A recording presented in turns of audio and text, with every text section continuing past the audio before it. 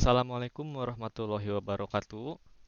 Saya mewakili kelompok 1 kelas 7 BIMTEK Guru Informatika SMP yang beranggotakan saya sendiri Cecep Ferry Fitra Gumilar, kemudian Pak Marudut Parasian Sitanggang, kemudian Pak Muhammad Fajar Eka Prasetya, kemudian Pak Ridwan Abdurrojak, dan Pak R. Adi Kertabumi. Saya di sini akan menjelaskan atau memaparkan hasil diskusi kelompok kami pada tugas modul 1.3 Ruang Kolaborasi Penguatan Kompetensi Profesional Guru Informatika. Topik yang kami angkat pada diskusi kami kali ini adalah tentang kesulitan peserta didik dalam memahami dan menerapkan berpikir komputasional. Kenapa kami mengambil pembahasan ini? Dikarenakan setelah kami berdiskusi, ternyata permasalahan yang kami alami di sekolah kami masing-masing itu hampir sama, yaitu para siswa kesulitan dalam menerapkan berpikir komputasional.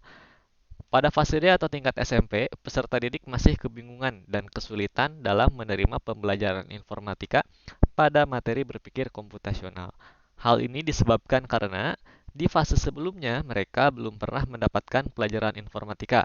Kemudian keterlenaan setelah 2 tahun mengalami pembelajaran daring di masa COVID sehingga mereka terbiasa di rumah dengan menggunakan gadget atau gawainya masing-masing. Yang ketiga, kurangnya pengawasan orang tua di rumah dalam penggunaan gawai atau HP. Peserta didik asal memakai HP untuk game dan lain-lain. Tidak diberi pemahaman tentang undang-undang ITE, dampak negatif penggunaan internet, dan yang lainnya. Solusi yang dilakukan untuk mengatasi permasalahan-permasalahan yang disebutkan sebelumnya, di sini kami sebagai pendidik berusaha menciptakan suasana belajar yang menyenangkan dengan fasilitas yang ada di sekitar. Lebih banyak di luar kelas, kerja kelompok, mengutamakan memecahkan permasalahan dengan analisa dan prosedur menyelesaikan masalah, dan lebih banyak menggunakan metode unplug, kemudian diterapkan ke komputer. Contohnya seperti siswa membuat prosedur pemilihan ketua OSIS, menggambar binatang berkaki empat, video prosedur atau langkah-langkah membuat kopi, dan lain sebagainya. Dari contoh tersebut, siswa diharapkan dapat memulai menguasai konsep berpikir komputasi karena dalam berpikir komputasi itu biasanya dengan menggunakan konsep berpikir komputasi, maka siswa akan dapat menyelesaikan permasalahan-permasalahan yang dapat disederhanakan. Berikut contoh-contoh yang telah dilakukan dalam kegiatan belajar mengajar. Di antaranya ada belajar berdiskusi, ada belajar di luar ruangan, ada praktek menerapkan berpikir komputasi tersebut dengan menggunakan komputer, dan lain sebagainya. Kemudian manfaat dalam menerapkan berpikir komputasional, selain membantu peserta didik untuk meningkatkan kemampuan pemecahan masalah, meningkatkan pemikiran logis dan kemampuan analitis yang kesemuanya merupakan kunci sukses dalam menghadapi abad 21, siswa juga dapat, yang pertama, merancang solusi permasalahan.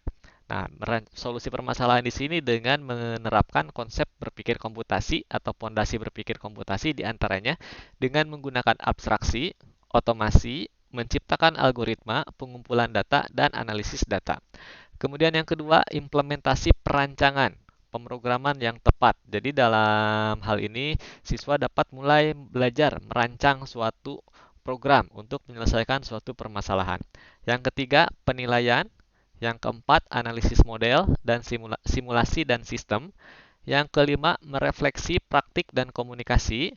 Yang keenam, penggunaan kosakata. Yang ketujuh, inovasi, eksplorasi, dan kreativitas lintas disiplin. Yang kedelapan, pemecahan masalah secara berkelompok. Dan kesembilan, penerapan beraneka ragam strategi belajar. Jadi di sini banyak sekali manfaat dalam menerapkan berpikir komputasional, di antaranya yang sudah disebutkan sebelumnya. Selanjutnya, selain manfaat yang sudah disampaikan sebelumnya, manfaat lain dalam menerapkan berpikir komputasional adalah memberikan pengalaman belajar yang menumbuhkan sikap-sikap sebagai berikut.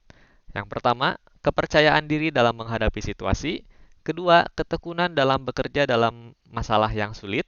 Yang ketiga, kemampuan menghadapi ambiguitas. Yang keempat, kemampuan untuk menangani masalah terbuka. Yang kelima, mengesampingkan perbedaan untuk bekerja dengan orang lain dalam rangka mencapai tujuan bersama atau memecahkan masalah solusi. Dan yang keenam, mengetahui kekuatan dan kelemahan seseorang saat bekerja dengan orang lain. Manfaat-manfaat tersebut bersumber dari Barr dan Stephenson pada tahun 2011. Mungkin sekian pemaparan atau presentasi yang dapat kami tampilkan. Terima kasih sebelumnya dan mohon maaf apabila dalam presentasi yang telah kami lakukan tersebut banyak dapat kekurangan dan kesalahan baik dalam segi penyampaian maupun pemaparan pada slide ini. Sekian, Assalamualaikum warahmatullahi wabarakatuh.